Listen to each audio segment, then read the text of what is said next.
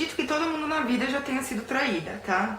Eu fui traída pelo meu ex, o guri que eu ficava antes do Igor, então ele me traiu, aí tá, né? Aí nós acabamos. O Igor no começo do namoro também me traiu, né? Então é aquela coisa, né? Só que daí a gente tem que ver até que ponto, sabe... Ai, coceira no olho. Acho que tem que ver até que ponto, tipo, a traição ela é aceitável. Eu acho que nenhuma traição é aceitável, mas tem casos e casos, né? Então, que nem no Igor, ele se arrependeu, ele fez de tudo. Ele foi no colégio, tipo, no meio do recreio lá, fazer uma declaração, se ajoelhou na frente da escola inteira com um buquê de rosas na frente, no colo, assim. E eu não descobri as traições do Igor. O Igor chegou pra mim e me abriu o jogo. Ele contou cada traição, sabe, que ele tinha, cada guria que ele tinha me traído. Nenhuma guria era melhor que eu, mais bonita que eu, porque na época eu era magrinha, bonita, tal, tudo.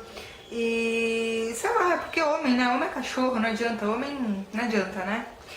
E nós também tinha um mês que nós tava junto, então, tipo, nós não tava namorando, nós tava ficando, sabe? Então foi perdoável, né, gente? Mas se eu já fui traída, já fui traída. Beijo.